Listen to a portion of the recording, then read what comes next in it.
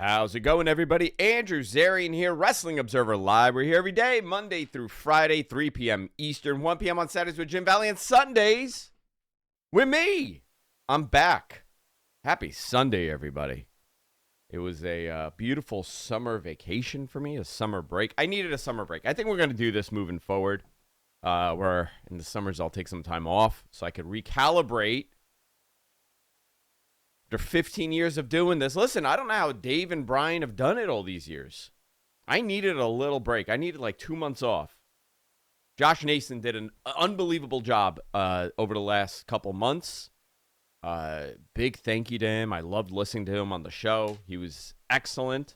It's not the last you're going to hear of him. He'll be filling in regularly here.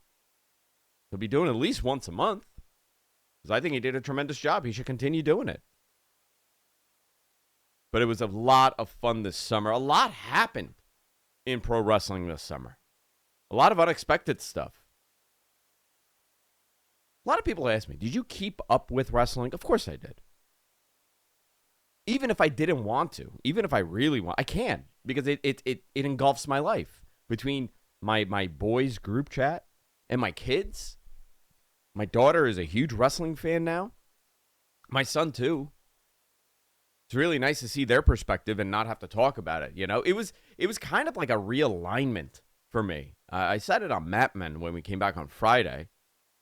Cheap plug here, Mat Men Podcast on YouTube. I said it on Friday where your perspective changes when you just watch something, and your perspective changes when you need to work and you need to comment on things and you have to, look at the little nuances and kind of follow the news. I followed everything, but I watched it as a fan.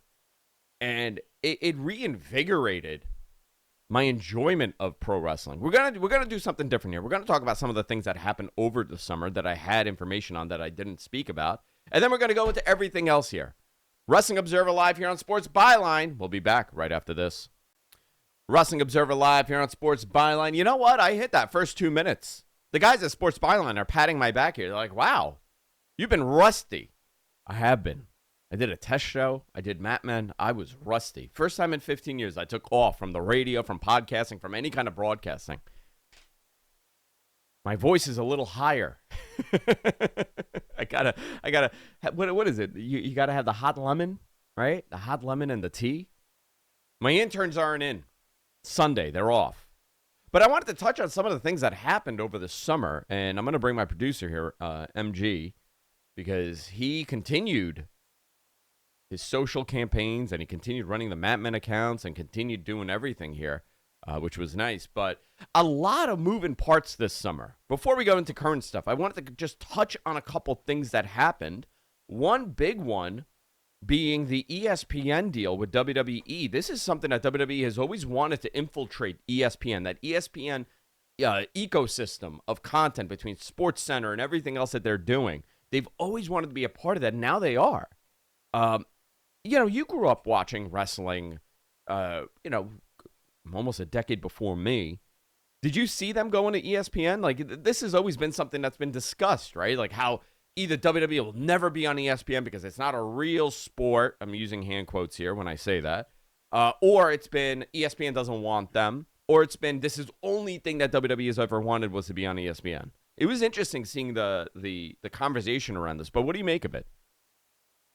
I find it fascinating. First of all, I thought there was I thought they would just outright buy WWE before this would happen. What, like Disney would purchase them? Yeah, that was kind of before this thing happened. But having said that, the exposure they're going to get is going to be insurmountable. I don't know. I'm curious about that. Will it be accepted on that platform? That's the question, I think.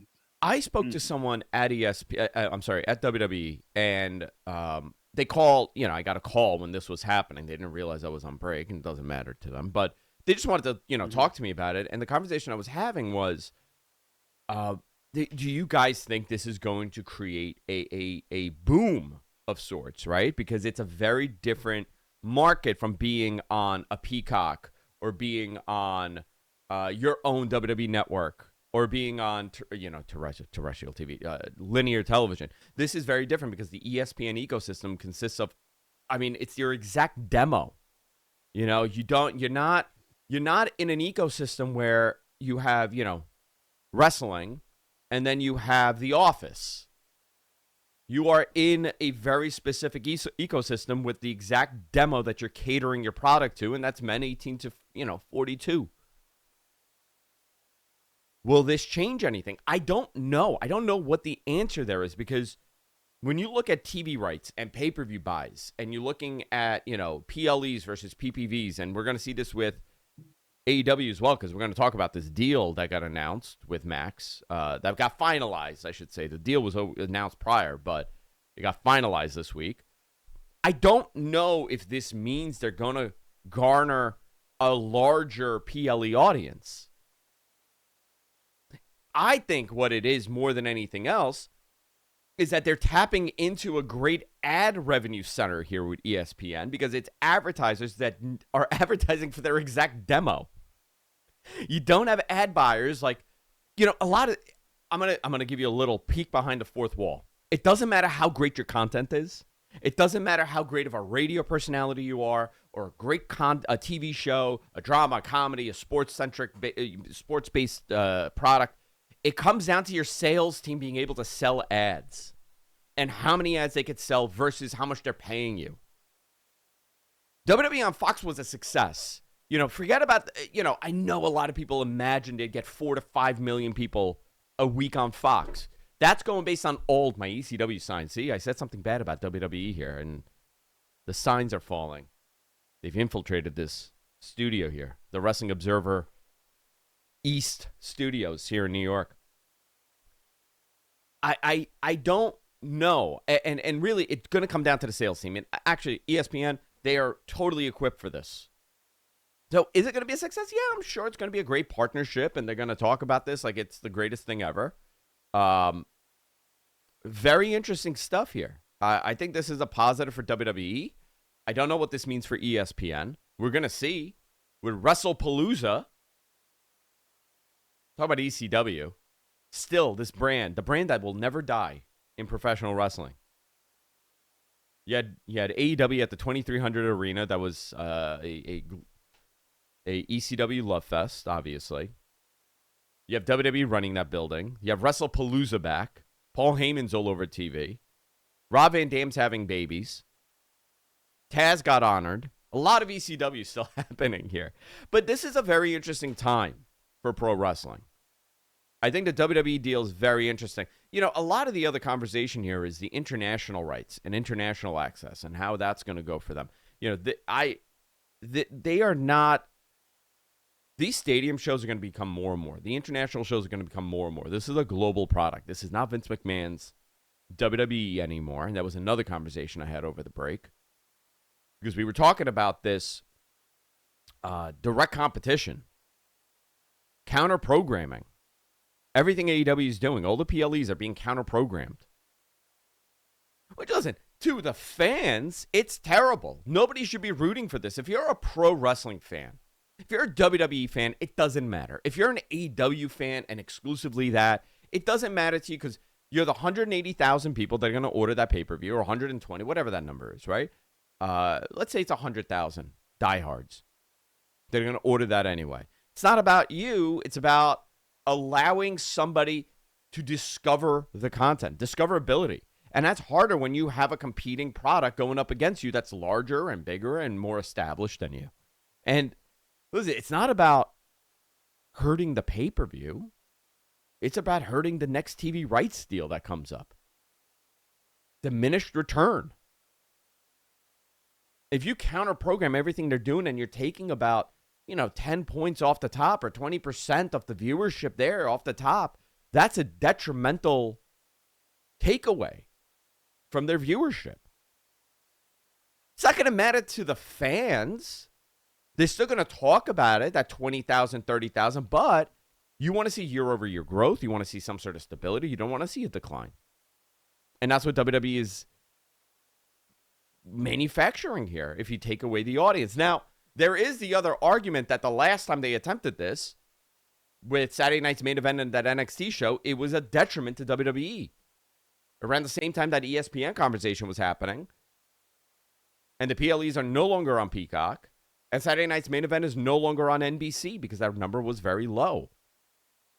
Was it wrestling fatigue? Would it have been low anyway due to other competition? It's possible.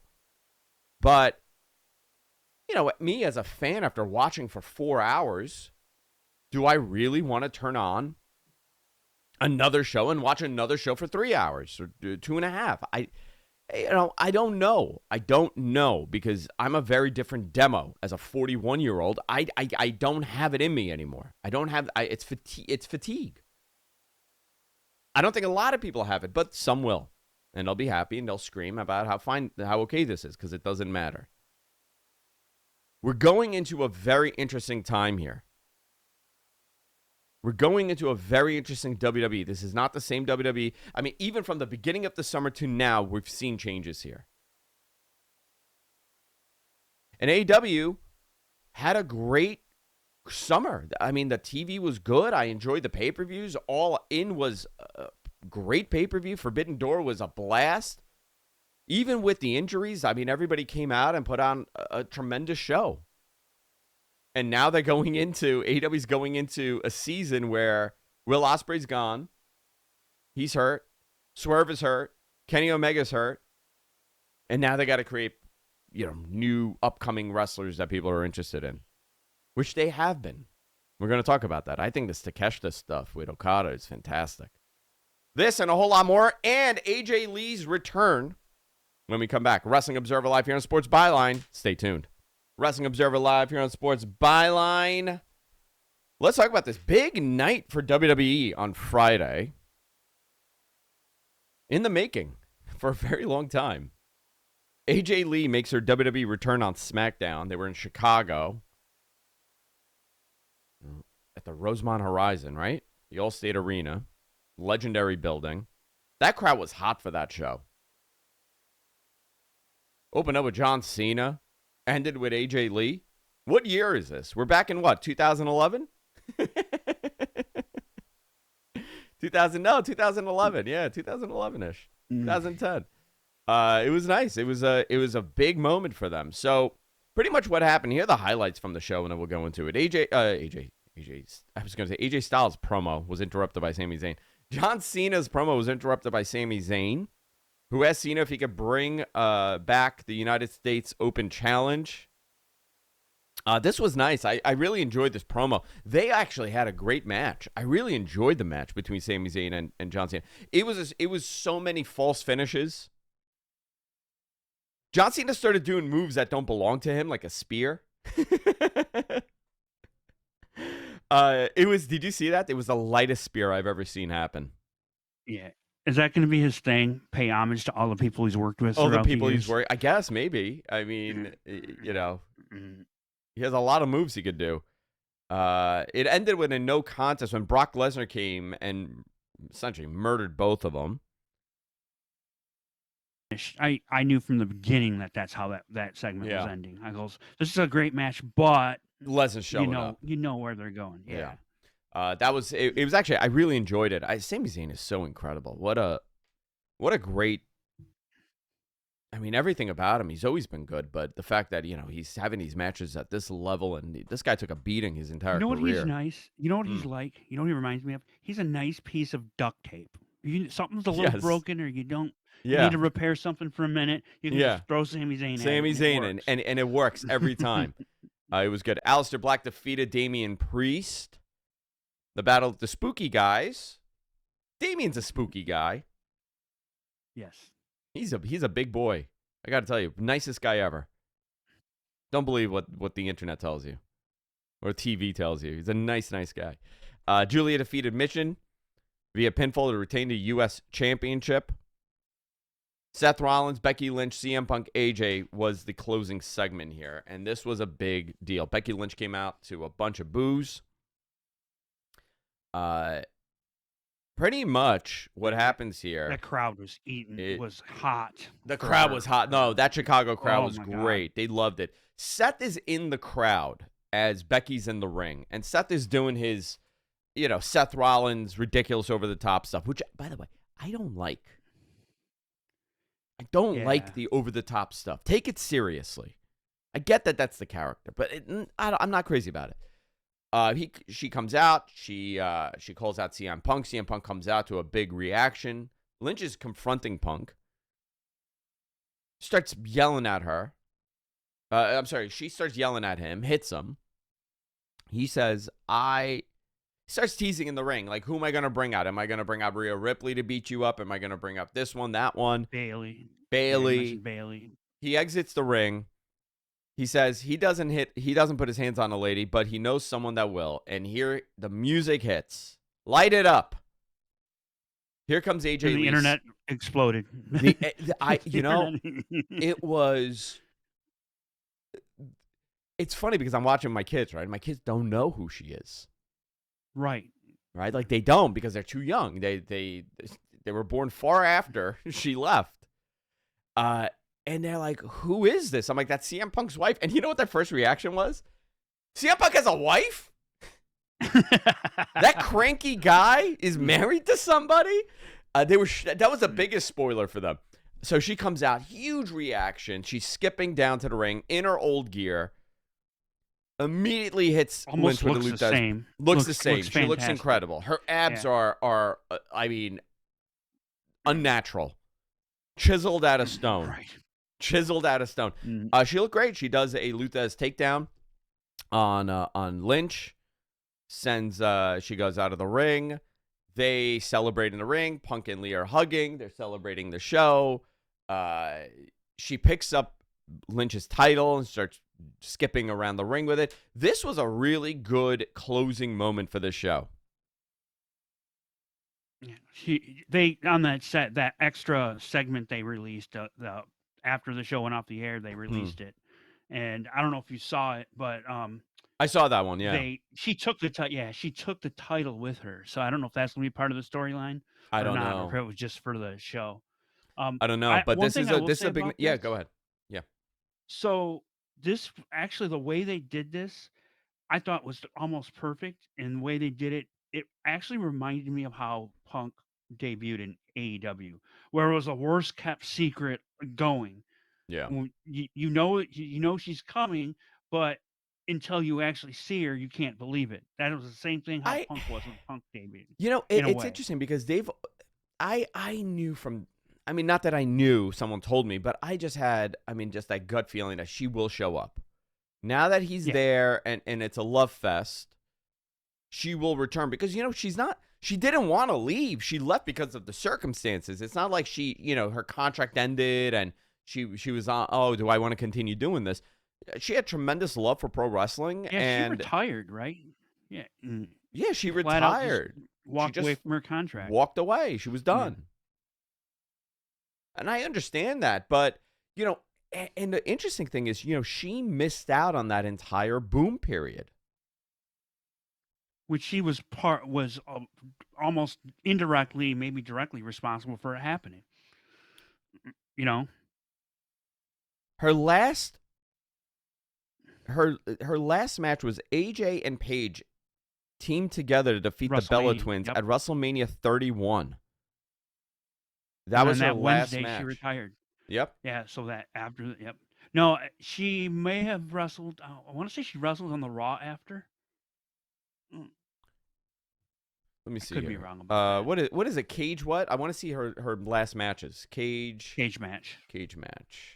We'll do this. This is live radio, people. Yeah, this is live radio here. Stuff up. You know what's funny? I put that in. It doesn't even come up, that website on Google. That's weird. I'll find it later. I'll find it after the break. But it's a very different WWE now. Very different WWE, very different, which I think it'll be more positive in that sense. But the quality of wrestler that she's going to be working with is far higher than at that time. Oh, absolutely. Let's look. And I'm not knocking anybody, but it just evolved. Let's look at her last couple matches here. I could go down. Look, AJ, Naomi, and Paige defeated Natalya and the Bellas. They're all still involved in some way. I mean, that's actually a positive. So it was 2015, her last match, her last time there. Mm-hmm. Yeah. Yep. Yeah, I mean that's. I mean, it was actually, about. she was working with Natalya a lot that year. Charlotte, Alicia Fox, Emma, AJ. I mean, even with the talent that was there, like Paige and Nikki Bella and AJ and Charlotte, it wasn't the same. It wasn't the same. Correct.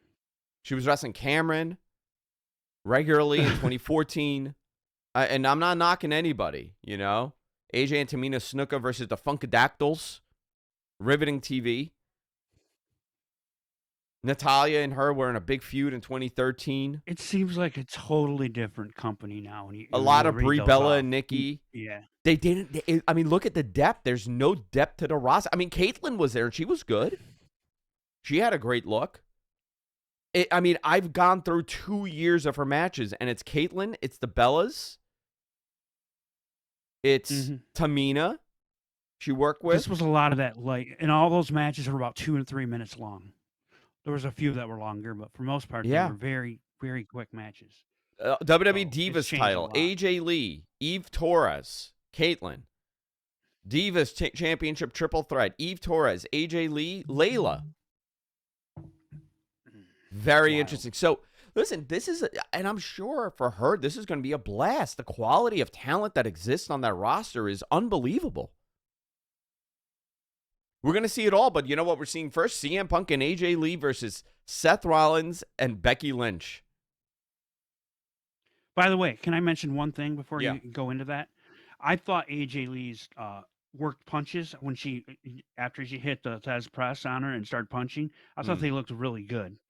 I don't know if she was laying it in or what, but I thought, you know, no, she's always been good. She's always been good, and I'm willing to bet. I mean, now with the way that the training goes, and you know, having Punk there with her, this is gonna be. I'm very curious to see her in the ring because it's been a number of years, but she was still in the ring every now and then. Yeah, well, she did heels. She did heels. She had to work out for that. So. And there's video of her training with Punk on the internet somewhere. So now we have WrestlePalooza coming up, and that's the match. And obviously, this is going to continue between CM Punk and Seth Rollins. It's going to continue between Becky Lynch and AJ Lee. Do you put that title on AJ Lee? I think you should. I think that's great. Something different. Have her out there. Good media appearances. The fans... It's going to be... Are they going to sell the shorts, too? They're going to sell everything. The belt, they got to sell the boots, they got to sell the shorts, the tank top. The merch was online within 20... Within 5 minutes after they... Yep. Yeah. Yep. Unbelievable. Unbelievable. But I'm looking forward to this. It was a nice, positive, uplifting SmackDown. When we come back, we're going to go into Collision. I want to talk about Dynamite coming up next week. AEW All Out on the 20th with a time change. And a whole lot more. Wrestling Observer Live here on Sports Byline. Stay tuned. Wrestling Observer Live here on Sports Byline. Guys, do me a favor. Follow me on X at Andrew Zarian. That's where I drop all my scoops. Like I did for this one last week. Last week, I posted that AEW had an announcement coming up regarding pay-per-views on HBO Max. And a lot of people started speculating. What does this mean? Is it going to be free? Is it going to be discounted? What does this mean for the other partners? Well, it's not free. It is discounted. If you're a Max subscriber, if you're a U.S.-based HBO Max subscriber, it's discounted to $39.99. It's a $10 discount.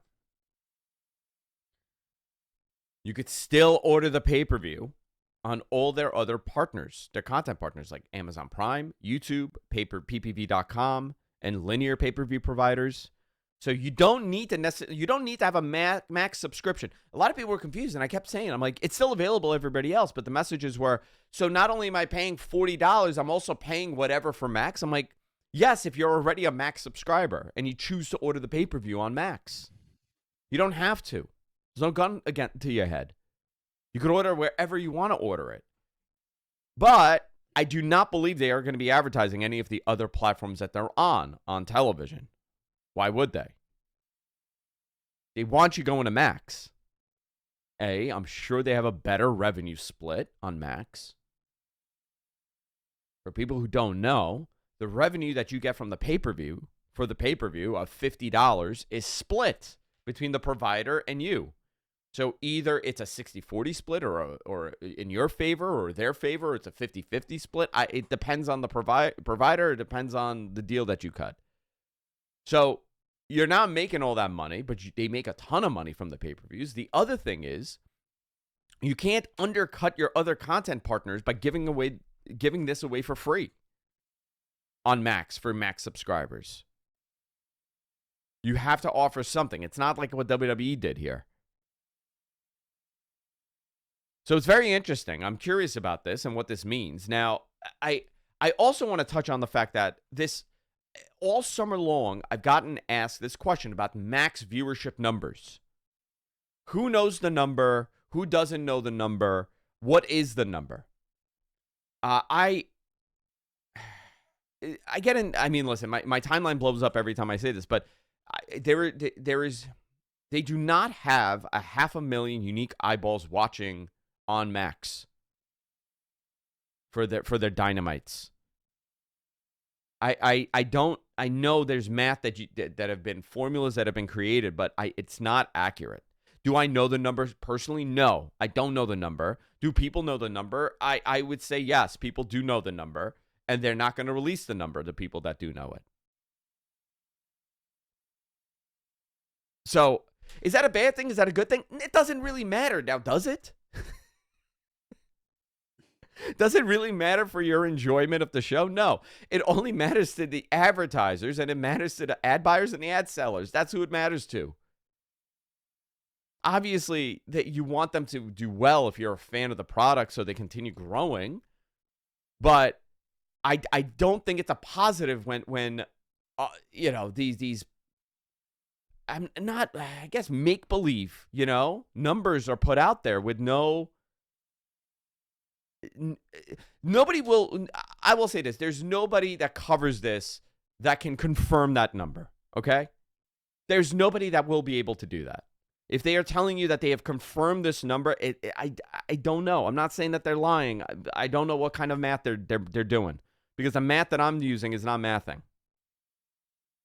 You have to also look at other products. The NFL. You mean Steiner math doesn't work? Steiner math does not work. I'll give you a good one here, right? The NFL was on YouTube, wasn't it? On Thursday. Yes. What did they do versus linear? What they would have normally done on linear. It's always lower. It's always lower. You also don't have the ability to do channel flipping when you're locked into digital. So you're not going to have this crossover of audience. We could talk about this. I'm sure we're going to talk about this a whole lot more, but I do want to go into everything else. But I did want to address that because this is all I've been asked all summer is about that number. I have an idea of what the number is. I'm not going to put it out on this show because then it'll most likely get reported as if I'm reporting a number. We'll talk about it on another fun show where I don't take things as serious. But it's not near that number that you're seeing. So, Bryan Danielson is joining AEW commentary team full-time. Starting on Wednesday, September 10th, Danielson will be a member of the AEW Dynamite commentary team on a full-time basis. I think that's great. He was fantastic on Forbidden Door. Did you like him? He was great. Yeah, I really like his insight and how he presents it. He's so upbeat and so positive about all the wrestlers, and he's easy to help. He's able to allow the story to develop and tell it in a way that is very technical, but yet we all understand. Yeah. It's very easy. Newer fans can get involved because he helps them get there. Yeah, that's a good commentator. I think he's a good. I like him on commentary. Now, was this the last of the residency, or we got one more? We got one more. We got Dynamite, which it looks like a pretty big Dynamite. Dynamite's going to be a big one for the last one. So this was. What do you make of the ECW arena, the 2300 arena? my opinion is that I think it would have been great if it was a one-off for Collision and Dynamite. I don't think it looked the way they wanted it to look for a residency. Yeah, it looks kind of tiny. And we talked about this on the other show, but when ECW ran, the lights, it was so dimmed down. It was dim. It was gritty. It kind of worked. Right. This is one of the few ones that I would say did not present the way that they wanted it to present. I thought NXT presented better with the lighting. I didn't love how it looked. And last night the crowd was pretty quiet. They weren't this rowdy, crazy crowd. It was a good show. It was a really good wrestling show. John Moxley defeated Daniel Garcia. Dynamite they did there. Oh, sorry, but that first Dynamite they did there, the crowd was just insane. Yeah, they were into to where it, they had to cut the audio several times because of the things that were being said. I think they'll be pretty rowdy for Wednesday as well because the card is pretty good. You got John Moxley defeating Daniel Garcia last night. It was a good match. John Moxley is their ace, really. Between all these injuries and everything, they always could lean on him. And amazing the difference this person is compared to Dean Ambrose a couple of years ago, right? What a different human being. This is him in his true form. Big Bill called out Eddie Kingston, which will be making his return soon. I mean, I guess his rehab is doing well and his training is going well. If this is the program, I'm kind of into this. This is fun. Maybe that could be the match for Newark. I think that would be a good match for their pay-per-view for Full Gear in Newark, which I'm not going to. I'm not going to Jersey. I'm sorry. FTR defeated Adam Priest and Tommy Billington. I was surprised. Tommy Billington did not get a big response. Adam Priest did not get a big response. Adam Priest looks good. Good body on him. He's on the indies. He looked good in the ring. If you're going to team these two up, I think they look good as a tag team. They're smaller and they're jacked. Both guys, Tommy Billington and Adam Priest. You could tell that FTR were trying to give them enough to get them over. They give them a lot. They give them a ton, but the crowd was not reacting. You had a big party match here. Multi-person match. Chris Statlander, Harley Cameron, Mina Shirakawa, and Tony Storm defeated the Triangle of Madness, which is Julia Hart, Sky Blue, and Thekla, and Megan Bain. At the end, Jamie Hayter came out in her best Mike Awesome, That 70s Dude gimmick. Comes out. I thought it was Daphne from Scooby-Doo. You thought it was Daphne from Scooby-Doo? That's how far back I go. She came out for the save, helped out the baby faces. Tony challenged Hayter, Statlander, and Thekla to a 4-way at All Out. All right, should be a fun match.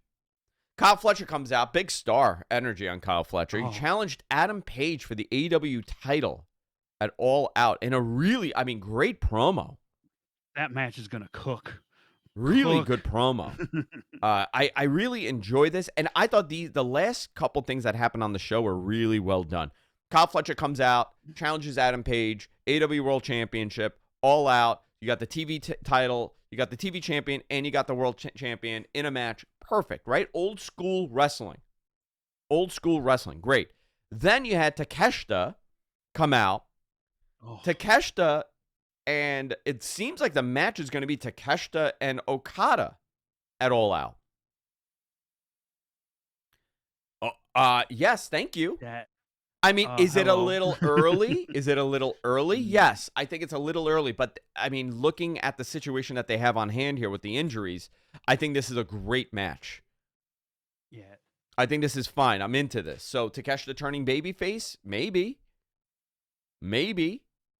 Leaving the Don Callis family? So, this ended with MJF showing up, shoving Mark Briscoe off the top rope, leading to a pin. Now, MJF got married on Friday night. Yeah. Now I want to know which Long Island reception hall did he get? Was it Okeka Castle?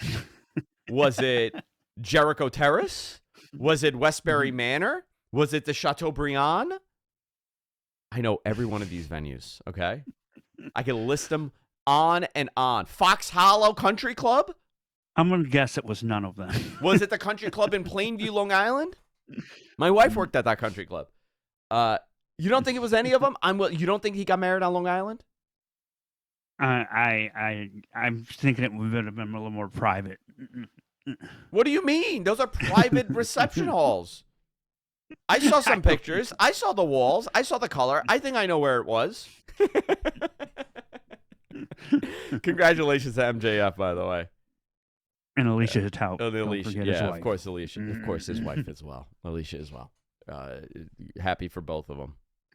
I thought this was a fun collision, but here's the problem with that. You know what this was to me? This was an excellent Studio 605 show on a Turner channel. Right? It was a studio show.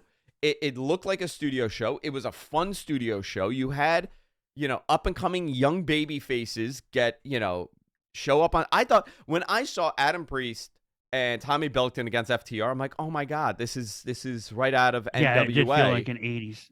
This is like a 1980s NWA match. Like you got two young guys that may become somebody big in a couple years against the veteran tag team. And they gave them a lot. Express. Yeah, it was the Midnight Express. Yeah, it was. I really, it's so. By that account, Stokely is Jim Cornette. He's Jimmy Cornette here. Yes. I never saw Jim Cornette come out with nose breed strips. The tennis racket, yes. I never saw him with the breed strips on his nose. I thought this was a fun show. But it is what it is. I don't know what these are going to do for them. I don't know how to fix it. If this is the presentation that you're going for, you're going to get about 350,000 viewers a week, and you're going to put on some really great wrestling that fans of wrestling are going to watch. If that's the product you want to put out, then fantastic. If the product you're trying to put out wants to garner, 800,000 viewers, this format won't work for that. I love this format, but I'm selfish. I'm old. I'm not young. I have not seen Dragon K-Pop Demons on Netflix. Wrestling Observer Live. We'll be back right after this. Wrestling Observer Live here on Sports Byline. Final segment of the show. My producer here, MG, brought up a really interesting point about Takeshita going to Japan because he won the G1 over the summer. And he has a title match coming up, right? I believe they're doing it in October instead of Wrestle Kingdom, which the traditionalist in me wishes they would wait and do it like they normally do. They're doing it in October. Dude, put the title on him now. Then put the title on him now. Put the title on Takeshita. New Japan needs that boost. And unfortunately for New Japan, and I can't believe I'm saying this considering how fantastic New Japan has been. I mean, it's almost as far as buzz go, it's a dud right now. And you got to create some buzz. And it's not a knock at the wrestlers at all when I say that. Sometimes things are out of your hand, and they've had a bad card that they were dealt over the last 5 years. But you could do something here by putting it on Takeshita and having him feud with, maybe you involve Okada as a favor. You could do something big. And they should. It's only good for AEW when New Japan does well. Forbidden Door doesn't matter if New Japan is a dead promotion. Coming up this week on Dynamite, you got Hangman Page and Josh Alexander, Ricochet, Shelton Benjamin. My sign is falling again. Mercedes Moné and Sakura against Riho and Alex Windsor. Her theme constantly tells us. Her name is Windsor. All Out, scheduled for 3 p.m. on the 20th. Hangman Page, Kyle Fletcher. John Moxley, Darby Allin in a coffin match. Mark Briscoe, MJF.